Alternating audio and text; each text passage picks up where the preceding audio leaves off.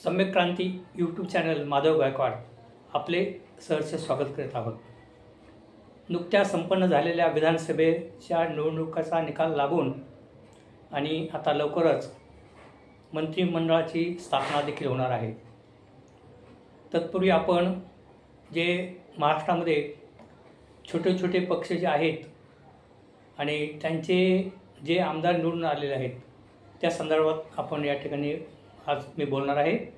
आणि अनेक पक्षांची जी हार झाली आहे त्यांच्या संदर्भामध्ये आपण थोडक्यात या ठिकाणी आपण चर्चा करत आहोत। बंधू आणि भगिनींनो, या निवडणुकीमध्ये भारतीय जनता पार्टी, एकनाथ शिंदे साहेबांची शिवसेना, अजित पवार साहेबांची राष्ट्रवादी काँग्रेस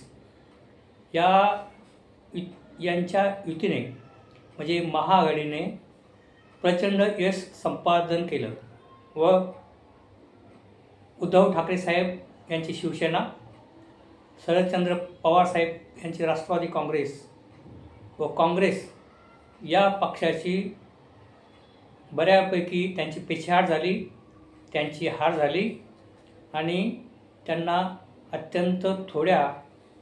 अत्यंत थोडे उमेदवार निवडून आले।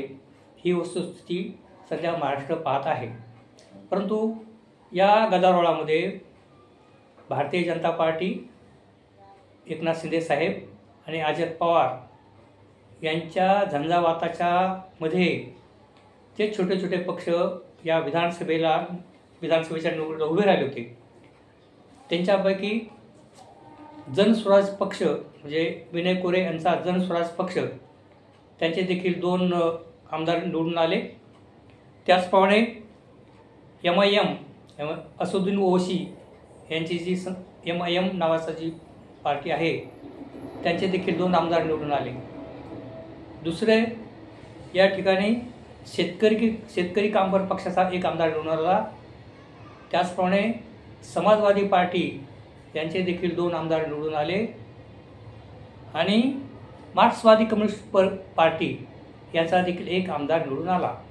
म्हणजे महाराष्ट्रामध्ये जे छोटे छोटे पक्ष आहेत त्यांचे प्रतिनिधी विधानसभेमध्ये 1 किंवा 2 का होईना परंतु त्यांचे प्रतिनिधी महाराष्ट्र विधानसभेमध्ये पोहोचलेले आहेत। म्हणजे त्या पक्षाचं अस्तित्व महाराष्ट्रामध्ये काही प्रमाणात का होईना पण आपल्याला पाहायला मिळणार आहे। कारण एवढ्या मोठ्या प्रचंड लाटेमध्ये देखील यांचे आमदार निवडून आलेले आहेत। परंतु बंधू आणि भगिनींनो, या ठिकाणी सगळ्यात परिस्थिती वाईट आहे ती म्हणजे प्रकाश आंबेडकर साहेबांची वंचित बहुजन आघाडी यांचा 1 आमदार निवडून आला नाही। राज ठाकरे साहेबांची मनसे यांचा 1 आमदार निवडून आला नाही। म्हणजे महाराष्ट्र नवनिर्माण सेना यांचा 1 आमदार निवडून आला नाही। बच्चू कडू आणि छत्रपती संभाजी महाराज यांनी जी आघाडी स्थापन केली होती त्यांचा 1 आमदार निवडून आला नाही।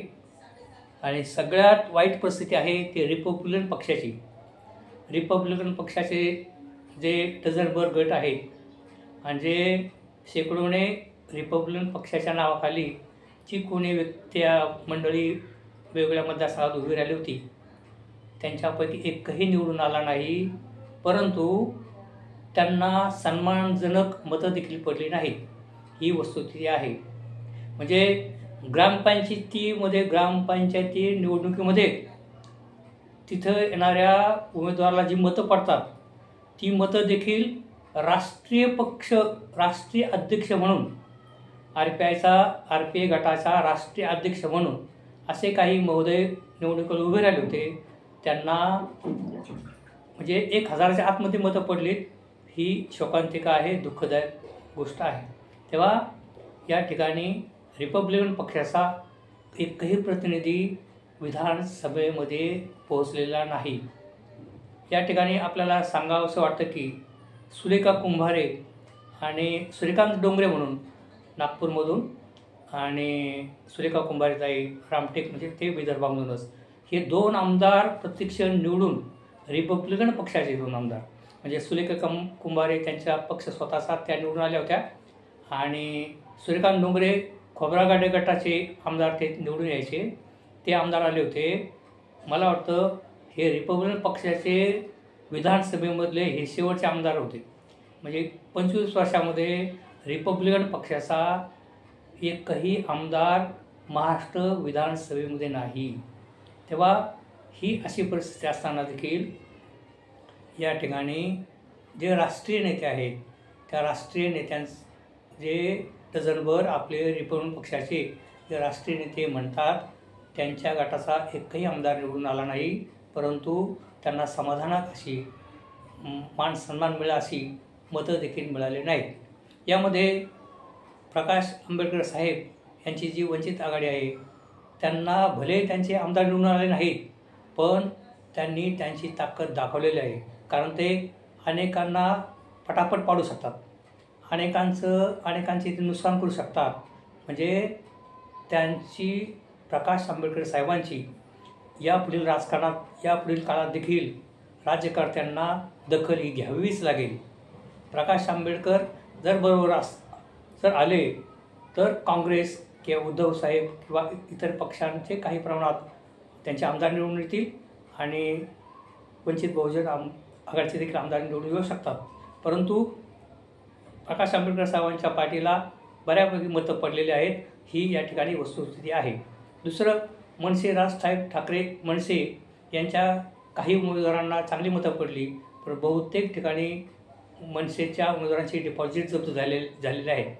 मराठी माणसांच्या दृष्टीने ही खरं म्हणजे वाईट घटना आहे की या महाराष्ट्रामध्ये परप्रांतीयांचे प्रचंड येणारे लोंढे आणि ते थांबवण्यासाठी कुणीही बोलत नाही. फक्त राजसाहेब ठाकरे हे एकटेच बोलणारे असतात. तेव्हा मनसे या संघटनेचे राजसाहेब ठाकरे यांचे प्रतिनिधी देखील या विधानसभेत निवडून यायला पाहिजे होते असं एक मराठी माणसांना वाटते.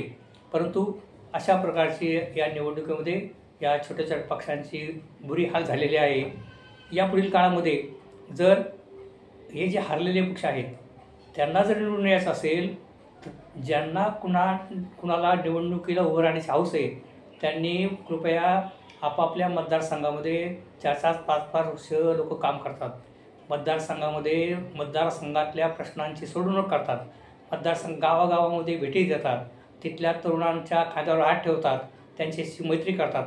गावातल्या शहरातल्या वाड्या वस्तीतल्या आणि गल्लीबोळातल्या कार्यकर्त्यांशी तिथल्या मंडळांशी मोठ्या माणसांशी वयस्कर माणसांशी ते चांगले संबंध ठेवतात आणि एक आपुलकी निर्माण करतात. तरच माणसं निवडून येतील. आता राष्ट्रीय नेता येईल, भाषण करेल आणि मग मतं पडतील. मुळीच मतं पडणार नाहीत, तुम्ही निवडून येणार नाहीत. कुठला तरी एका राजकीय पक्षाचा आम्हाला पाठिंबा आहे आणि त्याच्या करिश्माने आम्ही निवडून येऊ, मुळीच तुम्ही निवडून येणार नाहीत. आता जर तुम्हाला यापुढे काळामध्ये जर तुम्हाला निवडणुकीला उभं राहण्याची हौस असेल तर तुम्हाला तुमचा स्वतःचा मतदारसंघ निवडून तिथं 5 वर्ष त्या मतदारसंघाच्या जनतेशी सुखदुःखाशी तुम्ही सामील झाले पाहिजेत. माणसं निवडून पैसा प्रचंड पाहिजे ही गोष्ट खरी आहे. परंतु पैसा प्रचंड नसताना देखील लोक निवडून येऊ शकतात. कारण ते त्या मतदारसंघातल्या जनतेचे मित्र होतात. त्या मतदारसंघातल्या जनतेला ते विश्वास निर्माण करतात आणि मग पैसा नसेल तरी लोक मतदान देतात. त्यासाठी कितीतरी छोट्या गोष्टी आहेत. तुम्हाला दर दिवस त्या मतदारसंघात तुम्हाला राहावं लागेल. असे काही लोक आहेत की एखाद्या गावामध्ये एखाद्याचा मृत्यू झाला तर त्याला वेळ असेल तर ती व्यक्ती त्या कुणी नातेवाईक नाही कोणी नाही तरी त्या माहितीला ते लोक हजर असतात किंवा त्याच्या दशक्रियेला हजर असतात. सुखादुःखात तिथे जातात. गावामध्ये आठवडे बाजारात जातात. तिथल्या गावगावाल्यांशी बोलतात. म्हणजे असं करून एक प्रेम संपादन करून अशी देखील माणसं निवडून आलेली आहेत. पैसा खर्च न करता देखील माणसं निवडून आलेली आहेत. अशी शेकडो उदाहरणं आहेत. तेव्हा यापुढील काळामध्ये जर ह्या रिपब्लिकन गटाच्या लोकांना निवडून द्यायचं असेल तर तुम्हाला नेत्याच्या भरवशावर किंवा कुठल्या तरी पक्षाचा पाठिंबा आहे आणि मी निवडून येईल असं मुळीच होणार नाही. तरी भावांनो, आपल्याला जर निवडून यायचं असेल, आपल्याला जर निवडणुकीची हौस असेल तर आता तुम्हाला स्वतःला त्या मतदारसंघामध्ये तुमचं वर्चस्व तुमचं अस्तित्व हे तुम्हाला निर्माण करावं लागेल. त्यासाठी तुम्हाला त्या मतदारसंघामध्ये सातत्याने 4-5 वर्षे काम करावं लागेल. त्यांच्या प्रश्नावर तुम्हाला झगडावं लागेल. लोक तुम्हाला मतं देतील. जरी तुम्ही निवडून नाही आले तर तुम्हाला सन्मानकारक मतं पडतील, पुढच्या निवडणुकीमध्ये तुमची कुणीतरी दखल घेईल. परंतु आता 1000, 500, 700, 800 मतं पडली आणि तुम्ही राष्ट्रीय अध्यक्ष किंवा तुम्ही नेते आणि भाषणं करता आणि आंतरराष्ट्रीय पातळीवर तुम्ही बोलताय, तुम्हाला काडीची कोणी किंमत देणार नाही. तेव्हा यापुढील काळामध्ये जर या छोट्या छोट्या पक्षांना निवडून यायचं असेल तर त्यांनी जनतेच्या प्रश्नावर आणि शेतकरी, कामगार, कष्टकरी, महिला, मजूर आणि या सगळ्या प्रश्नावर सातत्याने लोकांच्यामध्ये तुम्हाला 5 वर्ष मी जर वावरले तर तुम्ही यापुढील काळामध्ये येणाऱ्या निवडणुकांमध्ये निवडून याल. अशा पद्धतीची एक सामान्य माणसांची भावना, त्यांच्या भावना जी आहे ती मी आपल्यासमोर व्यक्त केली आहे. तरी मी या ठिकाणी थांबतो. धन्यवाद. आपल्या समयक्रांती यूट्यूब चॅनल या चॅनलला लाईक करा, सबस्क्राईब करा व या चॅनलला पाठिंबा द्या. अशाच प्रकारचे व्हिडिओ मी आपल्यासमोर घेऊन येईल. धन्यवाद.